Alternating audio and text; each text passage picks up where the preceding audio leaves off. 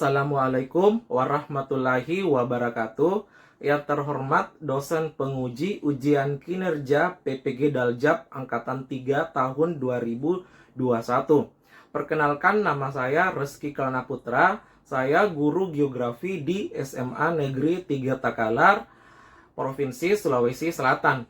Pada kesempatan hari ini, Senin tanggal 18 Oktober tahun 2021, saya akan melaksanakan praktik pembelajaran untuk memenuhi ujian kinerja PPG Daljab Angkatan 3 tahun 2021 dengan materi pokok pengetahuan dasar geografi melalui pendekatan saintifik dengan model pembelajaran Discovery Learning. Nah, untuk lebih jelasnya berikut video praktik pembelajaran yang telah saya laksanakan. Mohon masukan dan saran agar kedepannya kegiatan yang saya lakukan bisa lebih baik lagi. Terima kasih atas perhatiannya. Wassalamualaikum warahmatullahi wabarakatuh.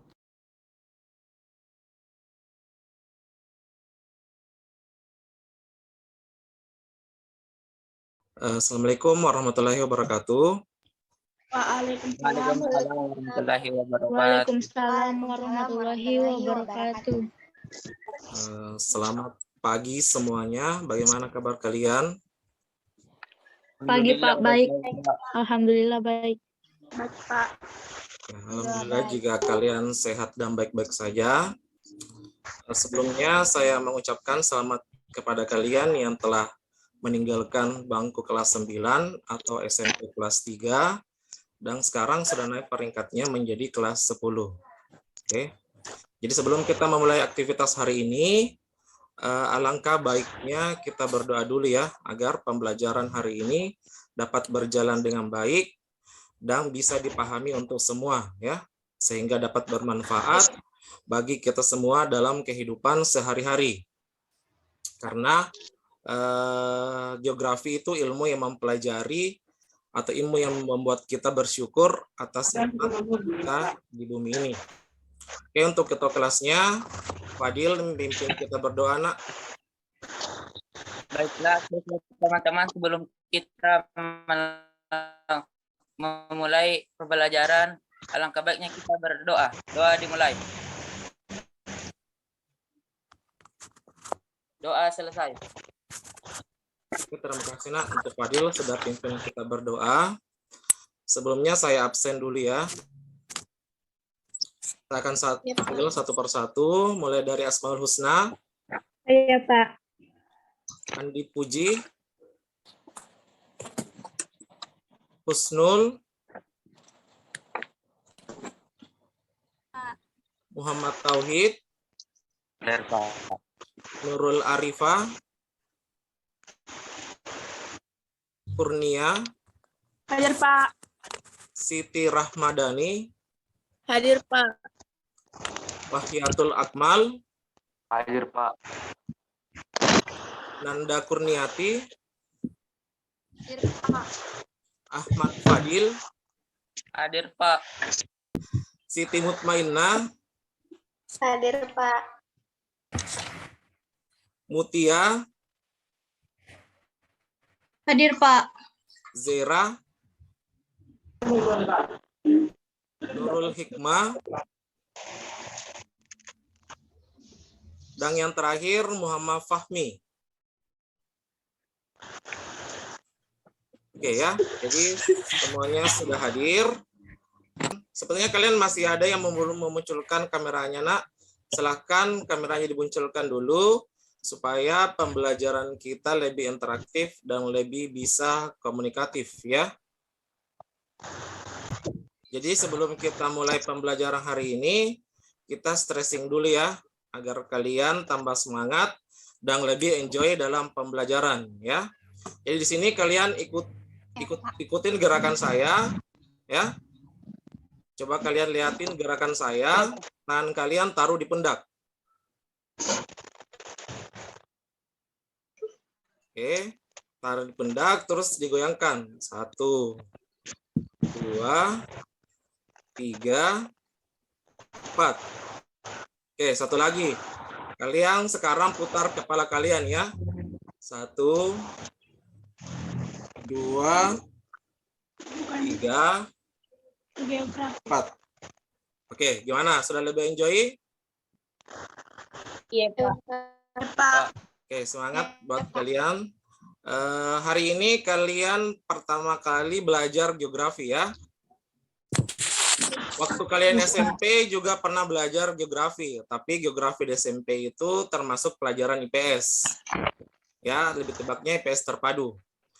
Di sini ada masih ingat nggak di SMP kalian belajar apa?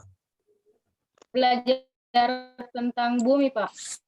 Ya, jadi Andi Puji belajar tentang bumi ya. Apalagi? Tentang peta. Tentang peta ya. Oke, siapa lagi nak yang bisa? Tentang letak negara di dunia, Pak. Oke ya, jadi tauhid benar tentang letak negara di dunia. Itu materi mengenai IPS terpadu waktu kalian di SMP ya. Oke, di sini saya akan tampilkan PowerPoint-nya. Apa PowerPoint-nya sudah tampil, nak? Iya, Pak. Iya, Pak. Iya, Pak. Jadi hari ini kita akan belajar mengenai pengetahuan dasar geografi ya. Jadi sebelum kita belajar lebih dalam lagi, saya akan membacakan tujuan pembelajaran hari ini ya. Pertama itu melalui PowerPoint, gambar video secara daring, peserta didik dapat menjelaskan pengertian geografi. Terus yang kedua, melalui PowerPoint, gambar video secara daring, peserta didik dapat menjelaskan objek studi geografi.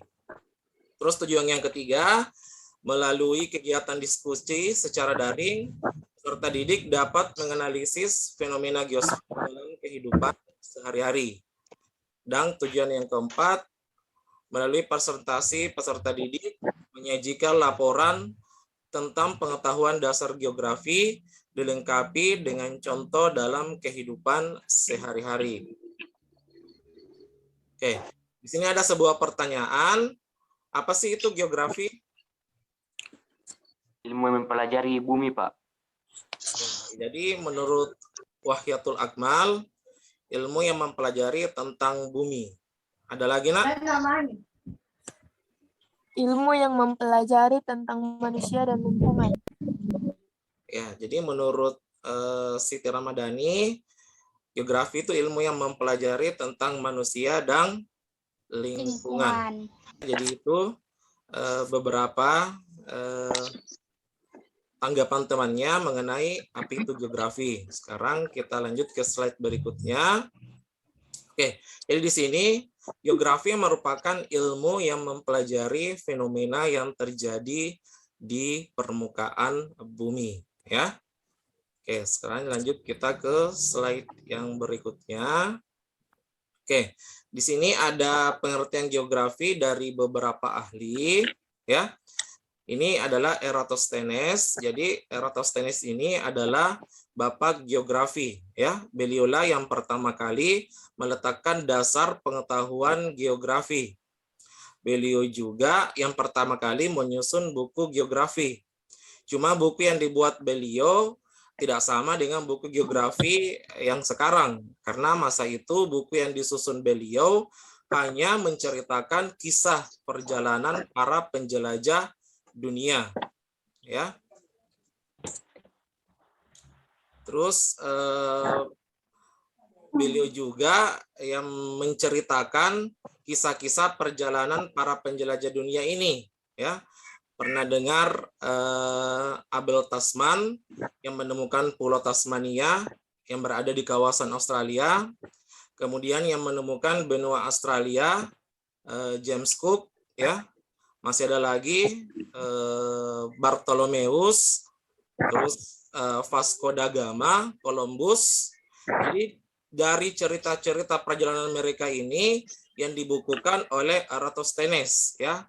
Makanya lihat definisinya. Geografi adalah ilmu yang melukiskan dan menggambarkan keadaan bumi.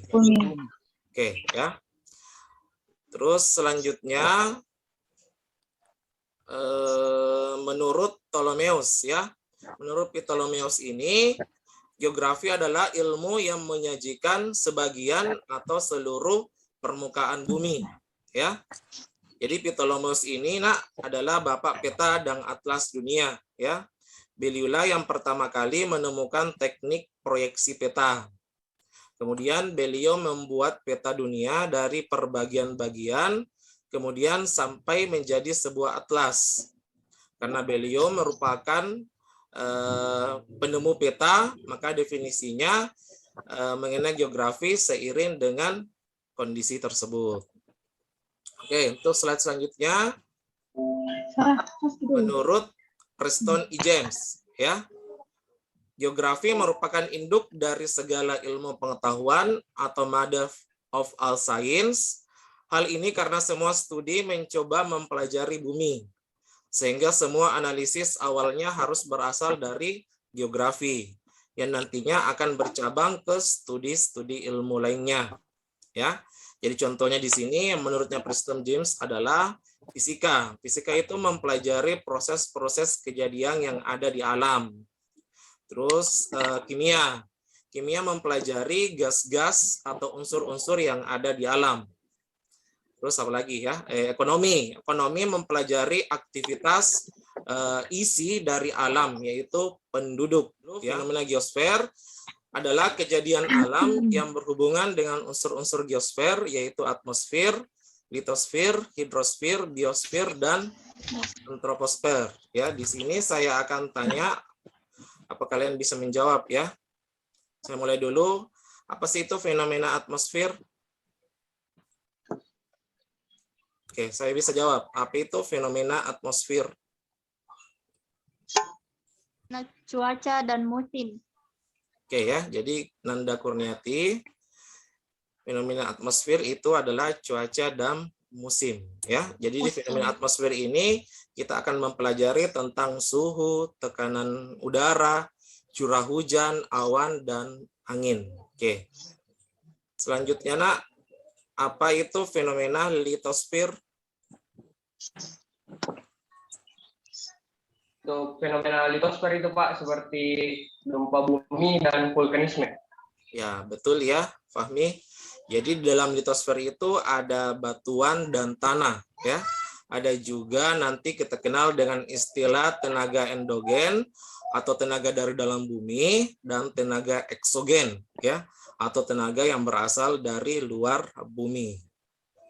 Oke, selanjutnya apa itu fenomena biosfer? Siapa yang bisa, Nak? Peristiwa yang berkaitan dengan makhluk hidup. Oke ya, jadi Siti Mutmainah, terima kasih. Jadi di dalam biosfer itu kita akan membahas makhluk hidup ya, khususnya tumbuhan dan hewan serta persebarannya di permukaan bumi. Oke ya.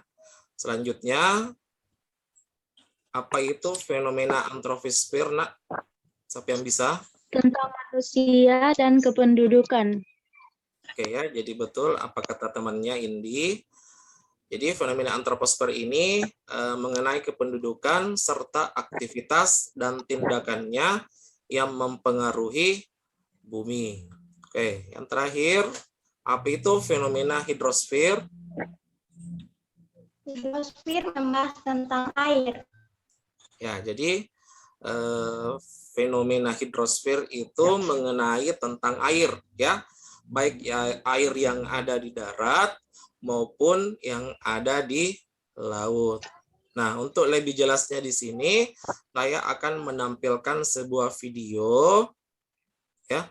Kalian coba perhatikan baik-baik karena di akhir nanti kalian harus menanggapi video yang sudah ditayangkan, ya. Ya, Pak. Masih ingatkah sama tempat liburan kalian yang paling berkesan? Coba pikirin dan bayangin lagi keindahannya.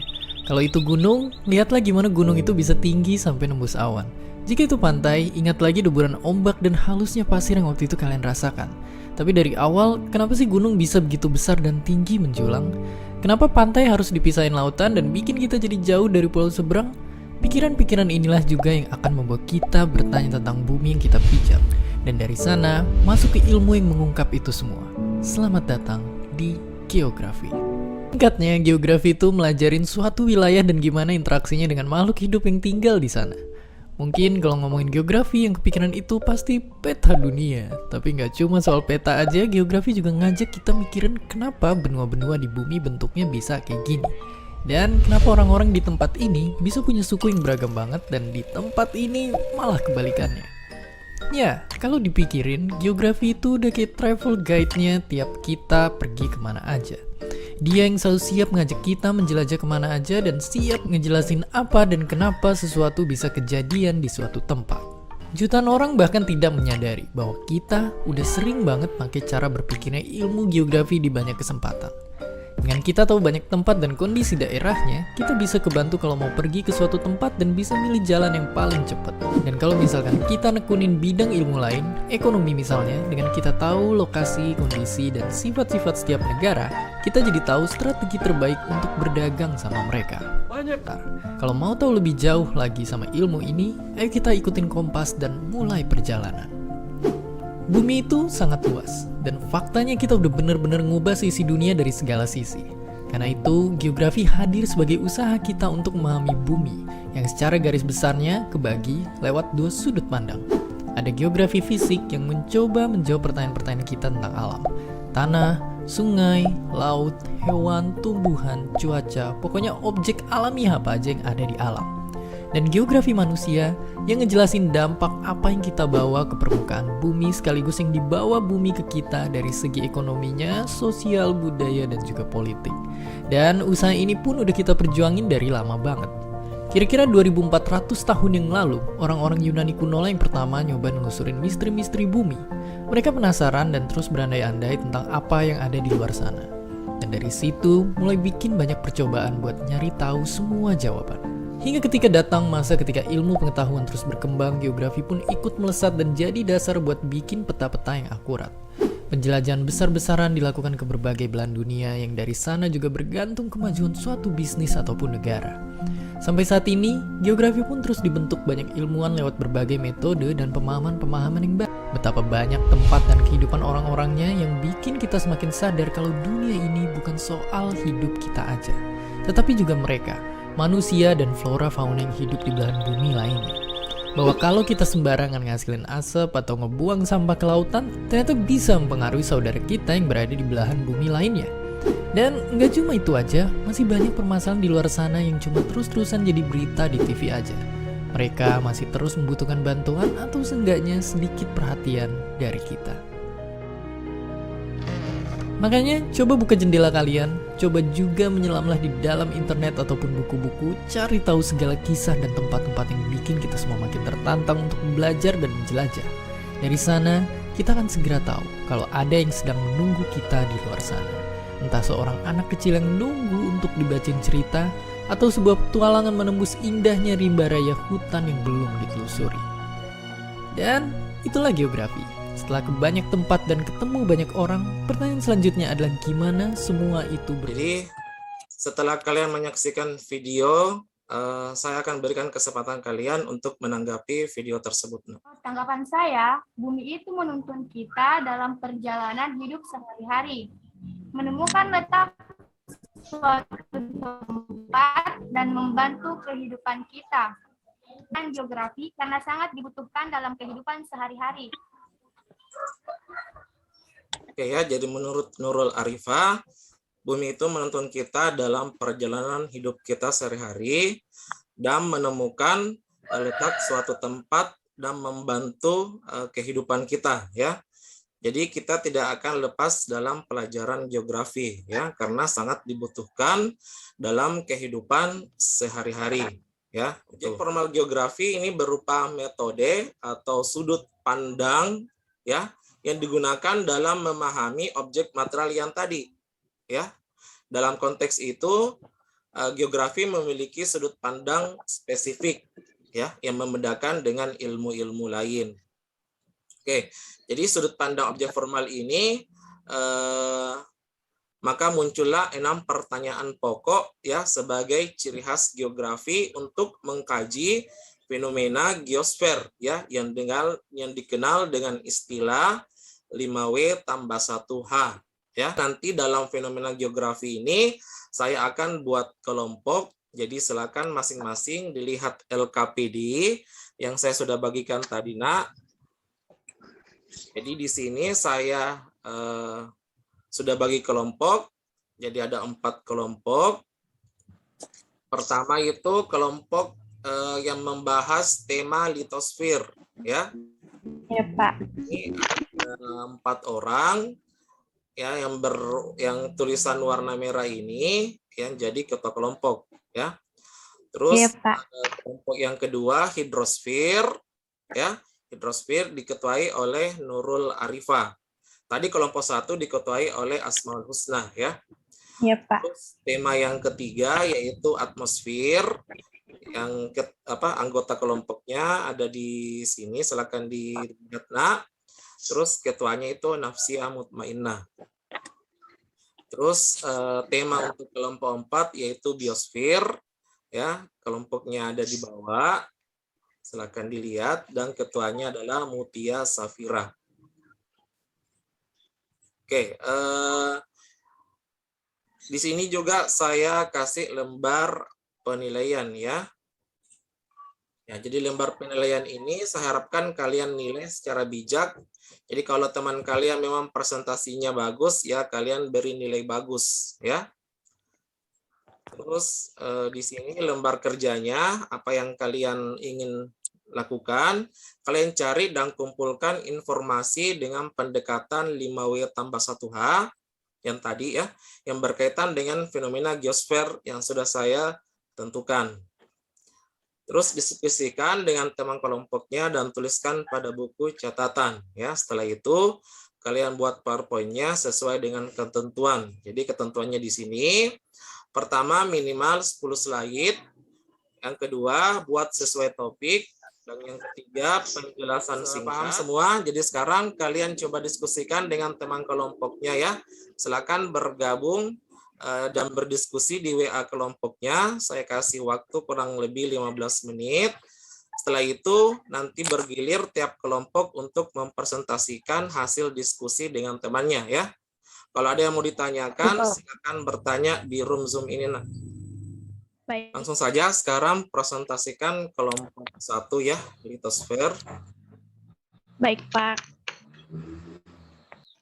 Assalamualaikum warahmatullahi wabarakatuh. Waalaikumsalam warahmatullahi wabarakatuh.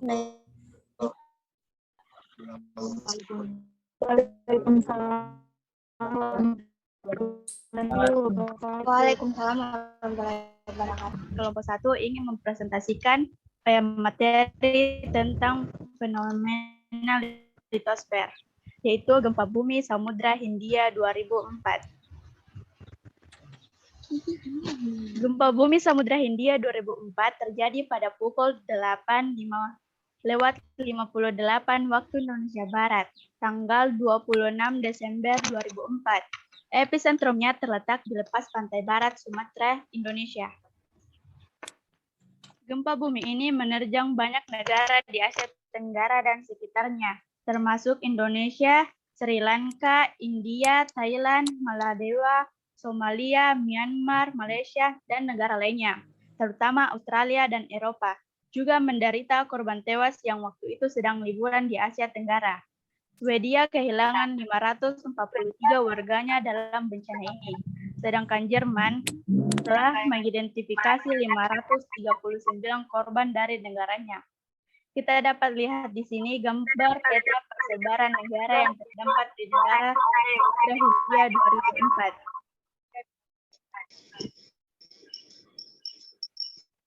Korban jiwa gempa bumi Samudra Hindia 2004 menurut Uni Soviet Geological Survey sebanyak 227.898 orang meninggal dunia akibat bencana ini. Dilihat dari jumlah korban tewasnya, gempa ini adalah satu dari 10 gempa terburuk sekaligus tsunami terburuk sepanjang sejarah.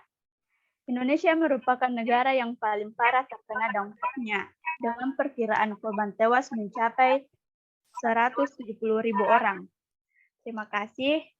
Di sini ada sedikit kata, yaitu bencana alam adalah pengingat bagi kita bahwa kita harus lebih memperhatikan keseimbangan alam dan lebih memperhatikan kemanusiaan. Sekian dari saya, kurang dan lebihnya mohon dimaafkan. Wabillahi taufiq wal hidayah. Wassalamualaikum warahmatullahi wabarakatuh. Waalaikumsalam warahmatullahi wabarakatuh. Oke, jadi itu Waalaikumsalam warahmatullahi wabarakatuh. presentasi yang sangat menarik ya dari Asmaul Husna mengenai litosfer ya. Beri aplaus dulu nak.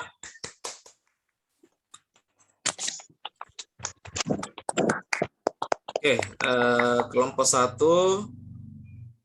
sudah presentasi. Silakan untuk kelompok lain ada mau menanggapi atau bertanya. Saya, Pak. Oke, silakan Kurnia. Kenapa Indonesia sering terjadi gempa?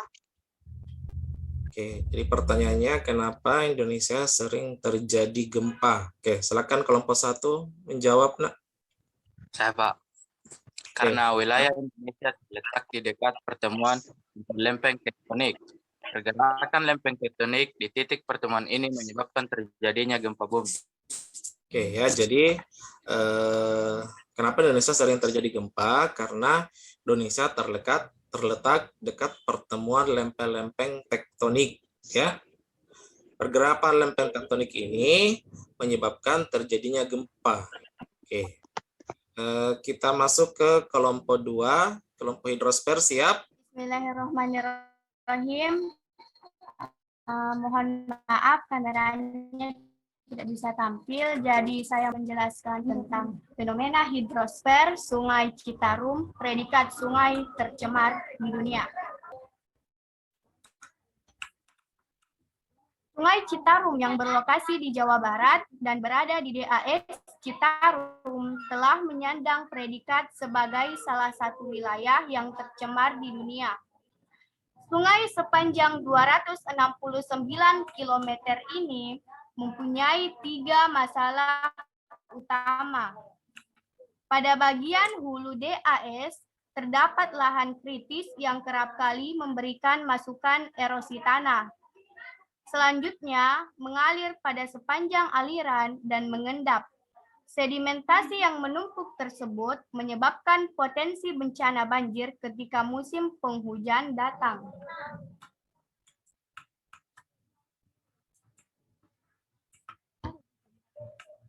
Pada tahun 2013,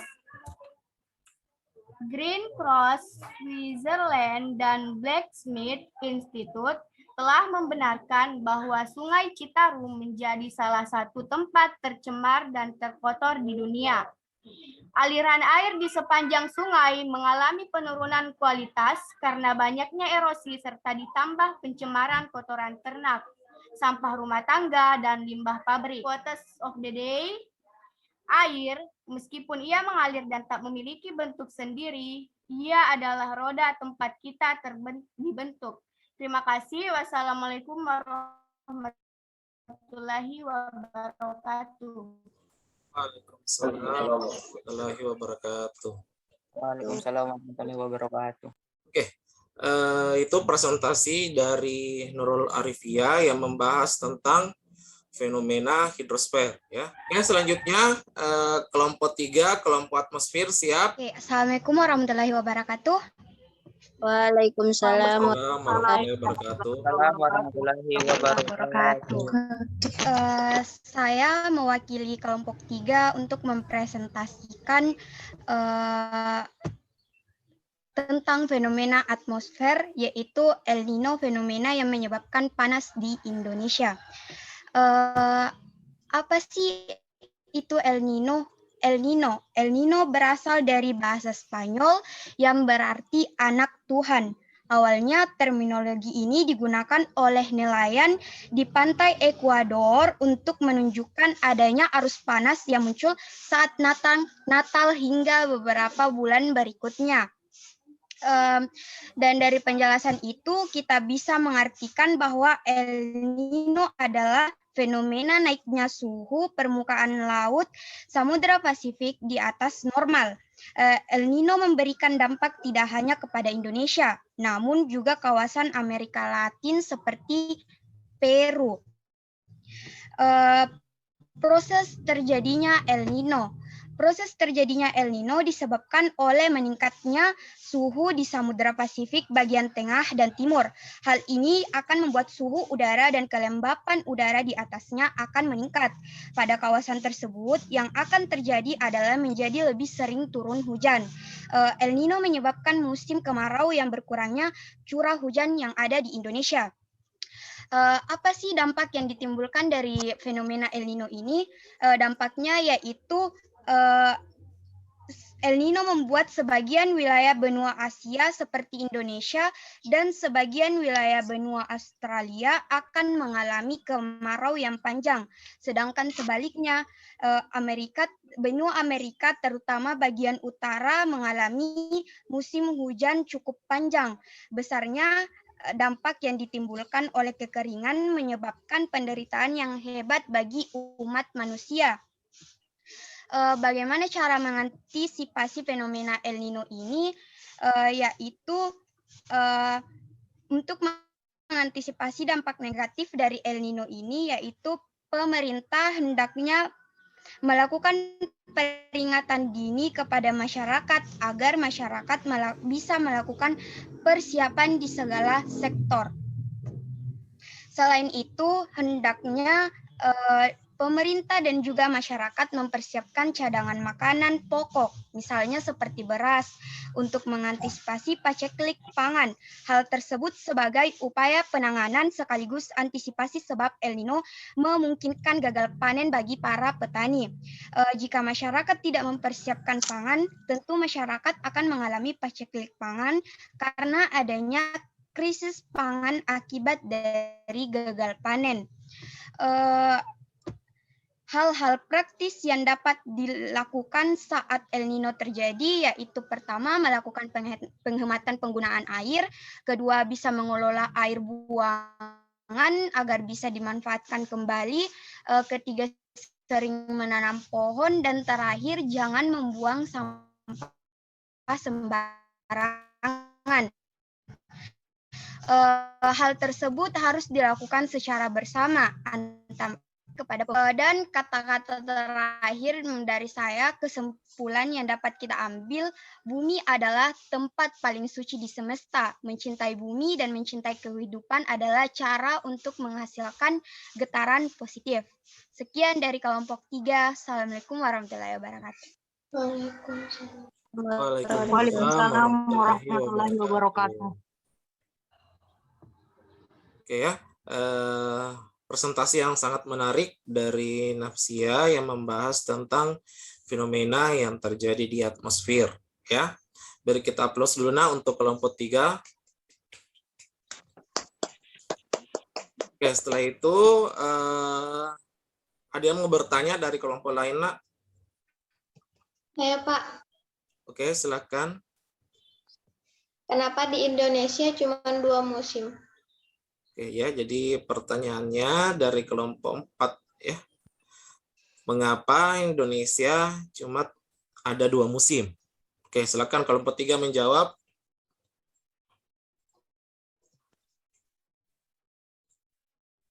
Saya, Pak. Oke, silakan. Alasan mengapa Indonesia hanya memiliki 2 musim adalah karena wilayah Indonesia dilalui oleh garis khatulistiwa atau ekuador, sehingga beriklim tropis. Negara dengan iklim tropis hanya memiliki 2 musim saja, yakni kemarau dan penghujan. Terima kasih. Oke ya, jadi jawaban yang sangat pas buat kelompok 4 ya. Jadi kenapa Indonesia cuma 2 musim? Karena Indonesia dilalui oleh garis khatulistiwa ya. Jadi negara yang dilalui oleh garis khatulistiwa itu cuma 2 musim, musim hujan dan musim kemarau ya, beriklim tropis. Oke, selanjutnya untuk kelompok 4 Nak, biosfer untuk mempresentasikan hasil diskusinya. Oke, bismillahirrahmanirrahim. Assalamualaikum warahmatullahi wabarakatuh. Waalaikumsalam warahmatullahi wabarakatuh. Saya perwakilan dari kelompok 4 akan mempresentasikan materi tentang fenomena biosfer, yaitu hewan liar dilindungi yang terancam punah.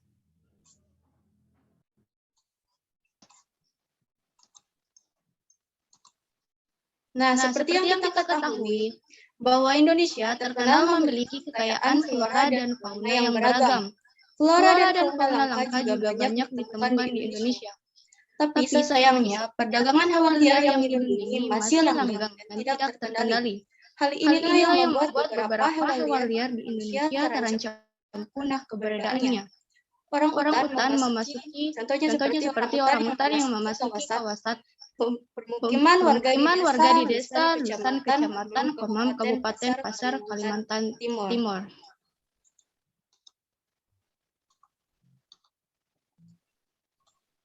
Nah, pernahkah kita bertanya bahwa bagaimana jika tidak ada binatang di planet ini?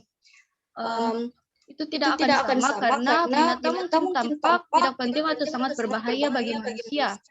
Tapi masing-masing hewan memainkan peran yang sangat penting dalam sistem ekologi. Adapun penyebab kepunahan satwa liar, setidaknya dua hal, yaitu yang pertama berkurangnya dan rusaknya habitat. Dan yang kedua, perdagangan satwa liar. Dengan ilmu pengetahuan modern, binatang buas akan menjadi lebih buas, dan manusia keji akan semakin keji. Tapi jangan dilupakan bahwa dengan ilmu pengetahuan modern, binatang-binatang yang buas juga bisa ditundukkan. Sekian dari saya. Wassalamualaikum warahmatullahi wabarakatuh. Waalaikumsalam warahmatullahi wabarakatuh. Itu presentasi yang sangat bagus dari teman kita Mutia dari kelompok 4 yang membahas tentang fenomena biosfer ya. Mari kita beri aplaus dulu nak untuk kelompok 4.